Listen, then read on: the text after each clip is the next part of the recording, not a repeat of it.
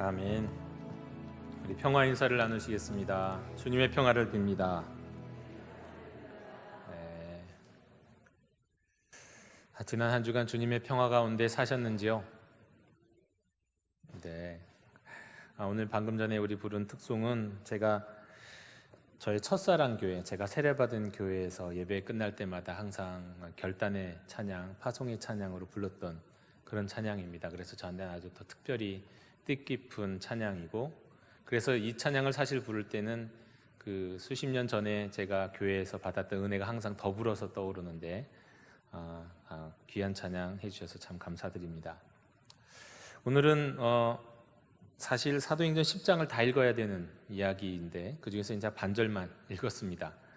아주 중요한 말씀이고 전 또 제 개인적으로 굉장히 은혜가 됐던 말씀을 여러분들과 함께 나누었으면 좋겠습니다. 우리 1절을 읽고 한번 오늘 말씀 같이 시작하면 좋겠는데요. 함께 읽겠습니다. 가이사랴에 고넬료라 하는 사람이 있으니 이달리아 부데라 하는 군대의 백부장이라. 이 말씀에는 짧은 말씀이지만 또 많은 배경 이야기들을 담고 있는 말씀입니다. 일단 고넬료, 그는 로마의 군대 장교였습니다. 로마 제국, 이 제국을 도대체 어떻게 설명해야 할까요? 언제부턴가 인터넷에서 미국을 천조국이라고 부르고 있다는 것을 알게 됐습니다. 그 명칭으로 부르고 있을 때 제가 굉장히 궁금했습니다. 왜 미국을 천조국이라고 부를까? Made in heaven, 하늘에서 만들어서 이렇게 땅에서 내려오는 나라, 뭐 그런 의미인가? 아니면 미국이란 나라가 워낙에 뭐 좋은 물건들을 잘 만드니까, 최상의 것들을 만들어내니까 그 나라에서 만드는 건 다 하늘에서 만드는 것이다, 뭐 그런 의미인가? 그런데 알고 보니 아주 뜻밖이었습니다. 이 천조국의 천조는 돈이었습니다. 네, 우리 돈으로 천조, 천억이 아니라 천조. 근데 그 천조를, 매년 천조에 가까운 돈을 국방비로 쓰는 나라다, 그런 의미였습니다. 정말 어마어마하죠. 대한민국의 1년 예산이 약 500조인데 대한민국의 국방 예산이 1년에 약 50조인데 미국은 1년에 거의 1000조에 가까운 국방비를 쓰는 나라, 어마어마하게 군사적으로 강력한 나라라는 것을 이것만 봐도 우리는 알 수 있겠습니다. 이런 미국과 로마 제국을 비교하는 글들이 상당히 많이 있습니다. 그 중에 이제 공통점 한 가지가 바로 이 군사력과 관련해서 지금 미국의 국방력은 미국 혼자서 전 세계에 있는 모든 나라랑 싸워도 미국이 이긴다. 그만큼 국방력이 강한 나라가 미국이죠. 로마도 그렇습니다. 당시 로마 제국의 전성기 때는 로마 제국 한 제국과 그때 있던 전 세계 모든 나라가 힘을 합해 싸워도 로마가 이긴다. 로마가 그런 나라였습니다. 그리고 고넬료는 그런 나라 군대의 장교였습니다. 그러니 얼마나 그 위상이 대단했겠습니까? 또 고넬료가 있었던 그곳은 가이사랴라고 하는 곳이었습니다. 여긴 요충지입니다. 그냥 지방의 변방에 있는 곳이 아니라 모든 상인들이 그것을 지나가면서 세금을 낼 수 있도록 헤롯이 만든 특별한 도시였고, 또 따뜻한 기후로 인해서 사실 이 이스라엘에 파견된 총독이 예루살렘에 가 있는 시간보다 이 따뜻한 해변가인 가이사랴에 있는 시간들이 훨씬 더 많았습니다. 특별할 때만 이제 예루살렘으로 올라가고 이곳에 주로 있었습니다. 그러니 여기는 핵심 전략지대요, 핵심 항구가 있는 곳이었습니다. 그리고 이곳을 지키는 군인들도 나름대로 엘리트 군인들이 이곳을 지켰다고 우리는 생각할 수 있겠죠. 고넬료는 바로 그런 사람이었습니다. 그런데 2절에는 그런 고넬료에 대한 예상 밖의 모습을 기록하고 있습니다. 우리 2절을 함께 읽겠습니다. 그가 경건하여 온 집안과 더불어 하나님을 경외하며 백성을 많이 구제하고 하나님께 항상 기도하더니, 유대인도 아닌 로마 군대의 장교가 말하자면 유대인과 유대인의 전통을 매우 존중하고 있었습니다.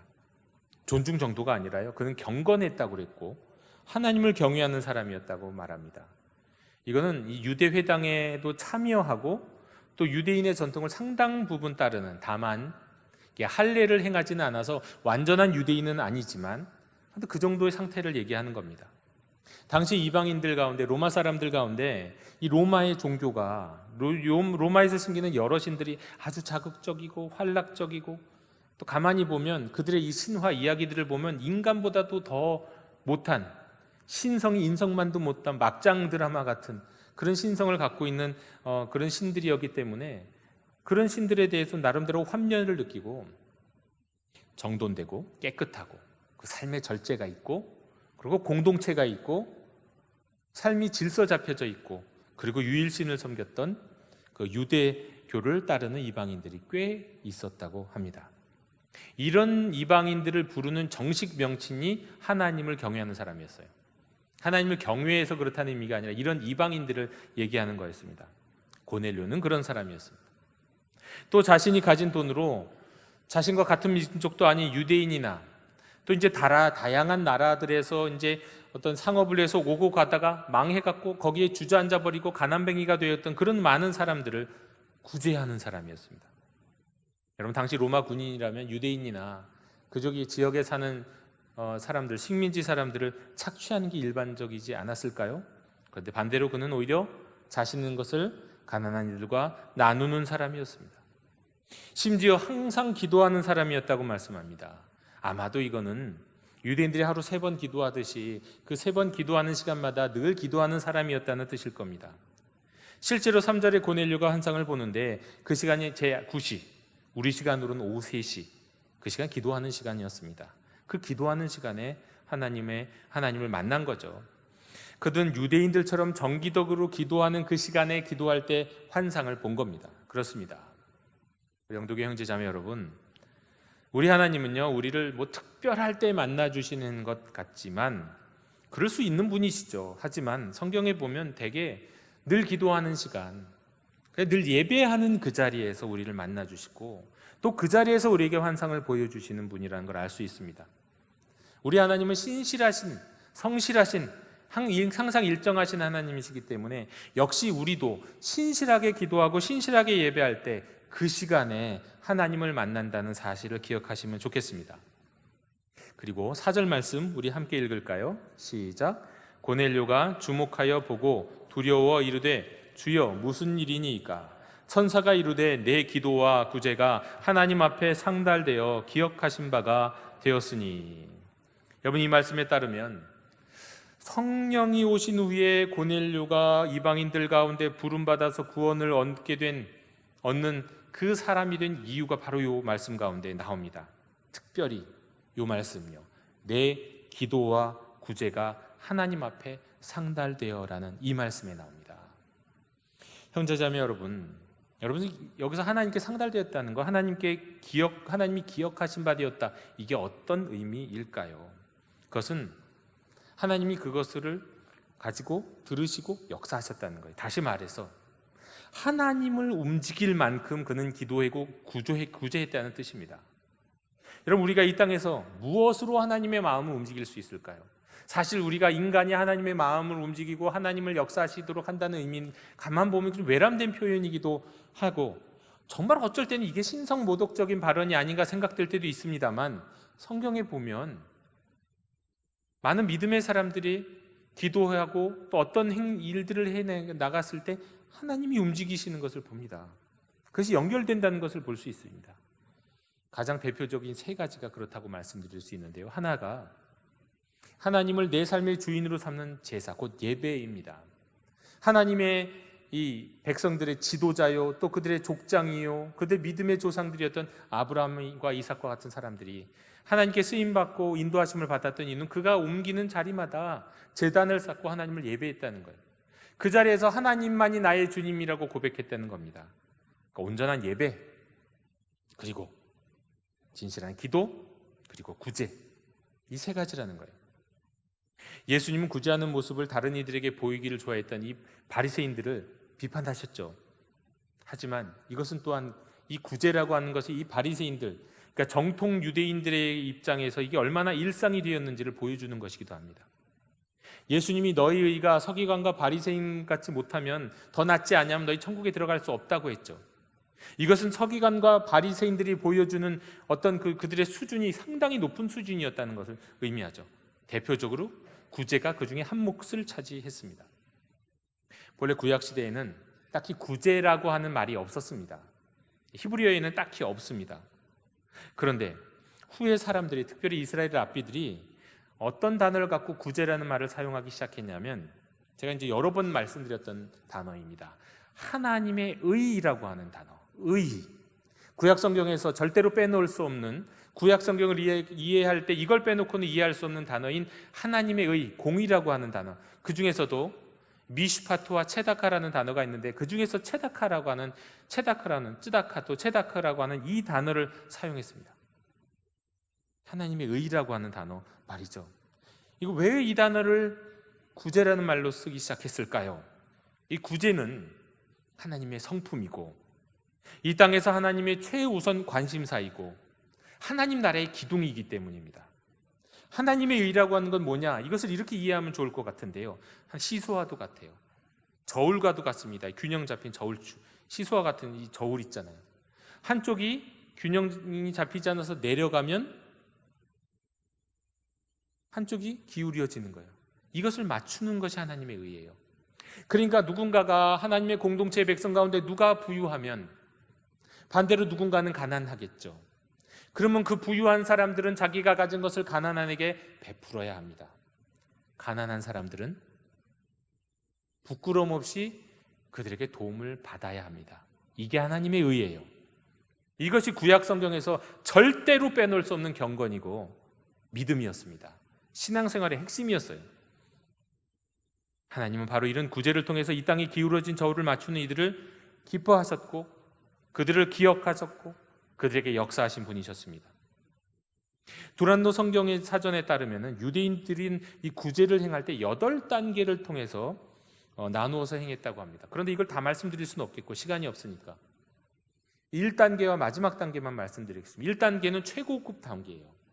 이 1단계는 뭐냐면 도움이 필요한 사람을 구제의 대상이 되지 않도록 하는 단계예요. 그러니까 내가 구제받았다라는 그런 느낌이 들지 않고 그렇게 이해되지 않도록 그들을 돕는 거예요. 그러니까 돈을 빌려줘 갖고 그들이 가난해지기 전에 아예 돈을 빌려서 사업을 일으키게 하거나 또 직업을 얻도록 해주는 단계예요. 이때는 도와주는 사람이나 도움받는 자가 어떻게 보면 대등할 수 있는 이런 단계에서 도움을 주는 것을 최고 단계의 구제라고 생각했습니다. 그리고 이제 마지막 단계는 8단계인데 8단계의 구제는 뭐냐면 무뚝뚝한 태도로 돕는 경우. 그러니까 적선이 필요한 사람에게 그냥 아무 생각 없이 무뚝뚝하게 적선하고 가는 그런 걸 얘기하는 거예요. 그 사이에는 많은 더 세밀한 구제의 단계들이 있습니다. 여러분, 왜 그랬을까요? 왜 이런 단계가 있었을까요? 여러분, 이런 다양한 단계의 유형이 있다는 거 유대인들이 얼마나 세밀히 구제를 위해 힘썼는지를 보여주는 것이고요. 그리고 구제가 얼마만큼 그들의 기본 신앙생활에 되는 것인지를 알려주는 겁니다. 여러분, 오늘날에도 유대인들은 몇 가지를 조기 교육합니다. 글을 배우는 것, 하나님의 말씀을 가까이 하는 것, 아주 정말 어린 아이 때부터 배우는데요. 또 한 가지가 구제하는 거예요. 다른 사람을 돕는 것은 아주 어린 아이 때부터 배워요. 유대인들의 삶에서는 아주 이것은 기본입니다. 그리고 유대인들이 부자라고 하지만 항상 유대인들에게 가르치는 경제 철학은 뭐냐면 너가 돈이 많다고 네가 고귀한 삶을 사는 게 아니다. 그 돈을 어떻게 쓰느냐, 좋은 곳에 선하는 것에 구제하는 것에 어떻게 쓰느냐가 너의 가치를 결정한다고 그렇게 배웁니다. 유대인들은. 그들에게서 구제는 너무나도 중요하죠.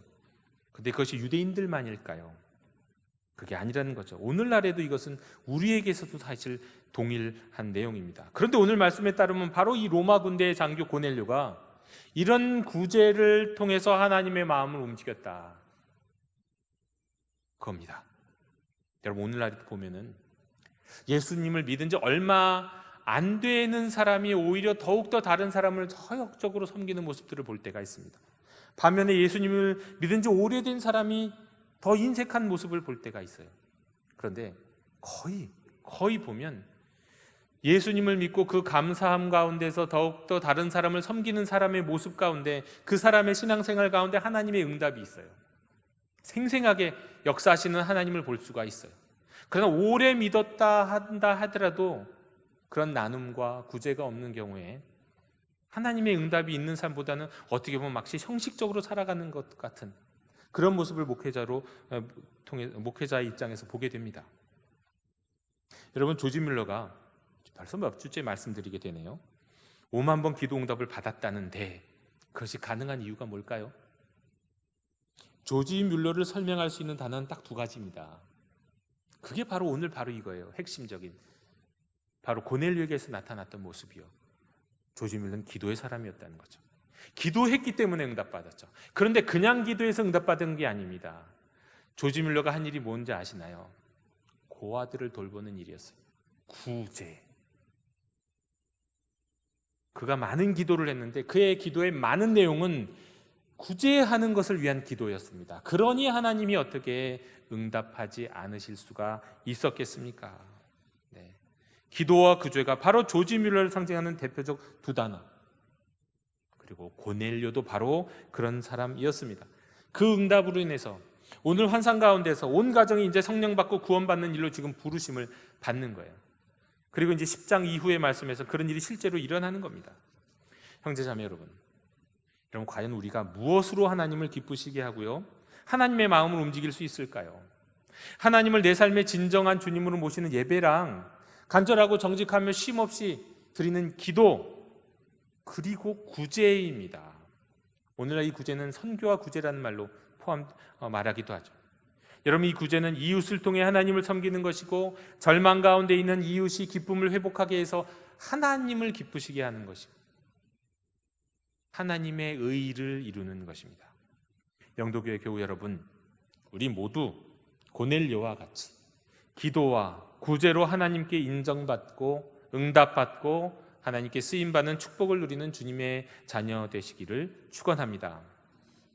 그런데 오늘 이야기 가운데서는 또 어떤 면에서는 고넬료와 좀 상반되는, 그러면서 짝을 이루는 한 사람이 또 등장하죠. 예수님의 수제자요, 성령의 말하게 하심을 통해서 설교를 했더니 3,000명이 회개했던 베드로입니다. 오늘 이야기에서 베드로가 보여주는 모습은 참으로 우리를 많은 것을 또 생각하게 합니다. 일단 그가 기도했던 시간이요, 이 시간도 기도하는 시간이었어요. 그 시간에 하나님이 또 다른 환상을 봅니다. 그런데 그가 기도하는 시간은 점심시간에 가까운 기도한 시간, 배고픈 시간이었습니다. 때문일까요? 그는 먹는 것과 관련된 환상을 봤습니다. 가끔 우리가 꿈을 꿀 때, 실제로 우리 몸에서 배가 고플 때 배고픈 꿈을 꾸는 경우들이 종종 있죠. 그런 거 비슷한지 모르겠지만 하나님께서 이 배고픈 시간에 먹는 것을 환상으로 보여주셨습니다. 그리고 그 내용을 한마디로 정리하면 환상 가운데서 내려온 것을 하나님이 먹으라고, 잡아먹으라고 말씀하셨는데 베드로가 거기에 대해서 거절하고 저항하는 모습입니다. 그 환상 속에서 베드로가 쳐다본 것들 가운데는 구약 율법 중에서 음식법에 따르면 먹을 수 없는 것들이, 부정한 것들이 있었던 거죠. 그때 베드로가 정확하게 이렇게 하게 말합니다. 14절입니다. 우리 함께 읽을까요? 14절 시작. 주여, 그럴 수 없나이다. 속되고 깨끗하지 아니한 것을 내가 결코 먹지 아니하였나요? 여러분, 우리가 하나님 앞에서 과연 이렇게 말해도 되는 것일까요? 주여, 그럴 수 없나이다. 저도 기도하다가 가끔 이런, 사실 솔직하게 말씀드리면 이런 식의 어떤 응답을 하나님께 보여드린 적이 참 많이 있는 것 같기는 합니다. 그런데 우리가 주여 그럴 수 없나이다 라고 말할 때 적어도 오늘 베드로가 이렇게 응답한 데에는 여러 가지 뉘앙스들이 이 안에 섞여 있습니다. 뒤섞여 있어요. 여기에는 고집도 있고요, 반대로 하나님을 공경하는 마음도 있습니다. 여기에는 교만함도 있고요, 반대로 겸손한 모습도 있습니다. 이 고집이라고 한다면 자신이 그동안 따라 살아왔던 그 삶에 대한 고집이고, 공경이라고 한다면 율법을, 음식법을 지키는 것이 하나님께 대한 도리이기 때문에 나는 그럴 수 없다, 그런 의미에서의 공경이죠. 교만이라고 한다면 그건 감히 하나님이 말씀하신 것을 지금 내가 내 잣대로 판단하고는 내가 어떻게 보면 판단한 거예요. 또 겸손이라고 한다면 아직은 그들이 의지하고 있던 구약 율법 자체를 내가 어떻게 여길 수 있겠습니까? 그런 의미에서 겸손이죠. 이 두 가지 모습들이 묘하게 이 고백 안에 지금 자리 잡고 있는 겁니다. 그러나 이렇든 저렇든 사실은 우리는 본래 주님께 이런 말을 하지 않는 게 옳습니다. 이런 베드로의 고백에서 우리는 아직 옛 본성이 살아있는 베드로를 보죠. 옛 본성이 아직 살아있는 베드로. 여러분, 베드로의 어떤 모습들이 기억이 나시나요? 위대한 신앙 고백을 했던, 주는 그리스도시요 살아계신 하나님의 아들이십니다. 그랬더니 주님으로부터 너는 반석이다, 이렇게 칭함을 받았는데 바로 그 자리에서 예수님이 나는 십자가에 죽고 부활할 거야 하고 말씀하자 어떻게 합니까? 항변하죠. 그러자 예수님이 사탄아 물러가라. 순식간에 사탄이 돼버리지 않습니까? 그때 그 꾸지람을 들었던 베드로, 유월절 식사 그 자리에서 제자들의 발을 씻기시려는 예수님께 주께서 내 발을 절대로 씻기지 못합니다. 주님께서 씻기시겠다는데 절대로 씻길 수 없다고 거절하는 베드로, 또 너희가 다 나를 버리리라 이렇게 말씀하시는데 모두 주를 버릴지라도 나는 절대 버리지 않겠습니다. 지금 주님 하신 말씀 틀렸어요. 그렇게 말하는 베드로, 강하게 주님의 말씀을 부대했던 베드로, 이 베드로가 주님의 부활을 목격했고 성령의 강림하심 가운데 3,000명을 회심시키는 그 엄청난 설교를 하는 그 능력자가 되었는데 오늘 이곳에선 여전히 베드로였습니다. 옛날 베드로 말이죠. 옛사람이 십자가에 못 박혀 죽고 성령의 감화 감동까지 받았던 그 베드로였지만 그 안에는 아직도 죽지 않은 베드로가 있었던 겁니다. 여러분, 그 옛 베드로는 끝까지 살아남으려고 지금 아마 격하게 발버둥 치고 있는 것 같습니다. 베드로는 새로운 피조물인데 여전히 죄인입니다. 새로운 피조물은 하나님의 말씀에 오직 예스하고 순종해야 하는데 죽지 않은 옛 자는 나 살아있습니다 라고 자꾸 알리고 싶은지 그럴 수 없습니다 하고 저항합니다. 베드로는 자신이 하나님의 판단을 받아야 할 존재임을 잠시 잊었는지 자신이 하나님의 말씀을 판단하고 있었습니다. 그래서 성급하게 말을 꺼내놨습니다. 영도교 형제자매 여러분, 본래 주님 안에서 새로운 피조물들은요 예스만 있고 노는 없어야 하는 겁니다. 아들 이삭을 제물로 바치라는 하나님의 말씀에 예스만 있었고 노는 없었던 아브라함처럼, 남자를 모르는 처녀에게 아기를 갖게 될 것이라고 말하는 그 천사의 말씀에 예스만 있었고 노는 없었던 마리아처럼 말이죠. 하지만 십자가와 부활의 주님도 믿고 성령의 충만함도 받았지만 아직도 주님의 말씀에 네라고 말하지 못하는, 그리고는 아니오라고 말하고 부인하고 있는 그 베드로가 사실 저에게는 또 아마도 여러분에게는 희망이 될 겁니다. 왜냐하면 우리와 너무 비슷하기 때문이죠. 그런 베드로를 세워서 결국은 복음의 일꾼으로 세우셨듯이 연약한 우리도 세워서 사용하실 줄로 믿기 때문입니다. 우리의 적합하지 않은 하나님에 대한 저항, 그럼에도 불구하고 결국 하나님의 계획은 이루어질 것이기 때문입니다. 또한 이 죄인이요 죽지 않은 베드로는요 단지 옛사람만 드러낸 것이 아니었습니다. 그는요 복음에 저항했어요. 복음에. 이런 복음에는 유대인과 이방인이 따로 없죠. 예수 믿음으로 구원에 이르는 복음입니다. 베드로는 행함은 반드시 따르지만 율법을 지켜서 유대인이 될 필요는 절대 없었던 그 십자가와 부활의 복음에 지금 저항하고 있는 거예요. 모르고 있었던 거죠. 베드로가 지금 지키려고 하고 붙잡으려고 했던 그 율법은 더 이상 유효하지 않은 거였습니다. 예수님이 세운 것도 아니었습니다. 인간이 세운 전통이었죠. 한때는 유효했을지 몰라도 잠시 그 시절에 구약 시대의 일시적인 필요에 따른 것이었습니다. 예를 들어보죠. 한 엄마가 초등학교 1학년짜리 아이가 이 자전거를 타고 놀다가 돌아오는 모습을 기다리고 있습니다. 횡단보도 건너편에 아이가 있어요. 파란불이 되면 이제 건너올 거예요. 그런데 파란불이 딱 켜지자 건너편 차로에, 이제 4차선이었는데 건너편 차로에 바깥 차선에서 버스가 딱 섰습니다. 아이는 그 버스를 앞을 자전거를 타고 지나옵니다. 원래는 횡단보도에서는 자전거 타면 안 되지만 요즘 아이들이 뭐 그러나요? 걸어가야 되지만 자전거를 타고 옵니다. 그런데 엄마의 눈에 딱 보이는 것이 버스 옆 차선에서 아직 비어있는, 횡단보도가 비어있는 버스 옆 차선 저 50m 뒤에서 한 차가 빠르게 달려오고 있는 거예요. 순간적으로 느끼는 것이 저 차가 이제 급정거를 해도 횡단보도를 지나칠 수도 있겠구나 싶은 겁니다. 그래서 엄마는 아이에게 성급하게 그냥 화들짝 놀라면서 거기서, 그러자 아이는 순간적으로 대답해요. 엄마 파란불이야. 근데 그때 엄마가 뭔가를 설명할 수 있습니까? 설명할 시간이나 되나요? 그럴 땐 설명할 수가 없어요. 그냥 있는 대로 소리를 지르고 얼굴을 불그락하면서 무조건 서. 그게 엄마가 할 수 있는 말이죠. 근데 여러분, 그 무조건 서라는 말은 파란 불인데도 불구하고 무조건 서라는 말이 됩니까? 하지만 그 순간에는 맞는 말이에요. 그 순간에는 합당한 말이죠. 여러분, 구약 성경에 있는 많은 율법들 가운데 율법의 정신은 예수님이 완성했지만 율법의 많은 조문들은 주님이 폐기하셨어요. 신약 시대에 와서 많은 조문들은 폐기가 됐습니다. 그 폐기된 말씀들은 어떤 걸까요? 구약 시대에 일시적으로 합당했던, 그 시대에 필요했던 말씀들이죠. 마치 그 엄마가 일단 서, 무조건 서 라고 소리 지는 것처럼 그 상황을 다 설명할 수도 없고 다 이해시킬 수도 없는 상황에서 생명을 살리기 위해서 주셨던 율법, 그것이 바로 구약의 많은 율법들인 겁니다. 그런데 베드로는 폐기된 율법과 완성된 율법을 아직 분간하지 못하고 있습니다. 그리고는 복음에 저항하고 있어요. 몰라서 그런 거죠. 어떻게 보면 그가 아직 깨닫지 못해서 그런 거죠.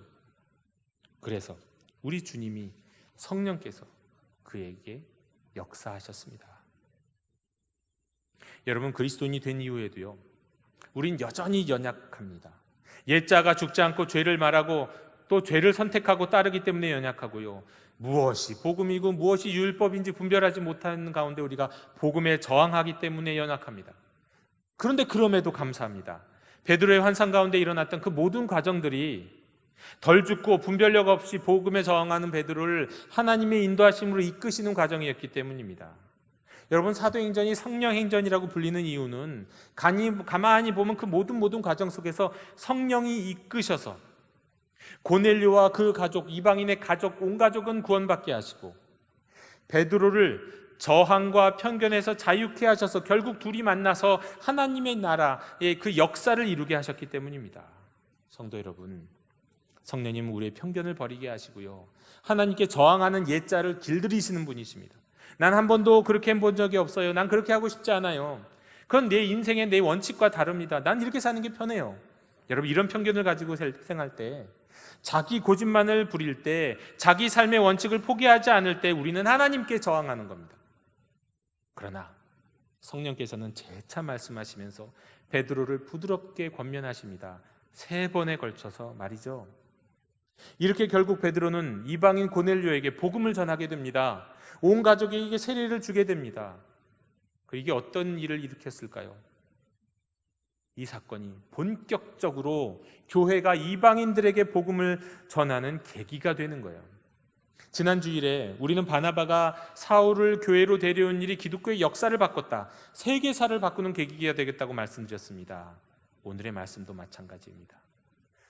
베드로가 처음엔 복음에 저항했고 옛사람에게 휘둘렸지만 결국 성령의 인도하심 가운데 설득되어서 고넬료에게 가서 그 온 가족에게 세례를 베풀었을 때, 그 소식을 들은 예루살렘의 교회의 많은 성도들은 하나님의 역사하심을 보고 놀라면서 이제 이방인들에게 복음이 전파되는구나,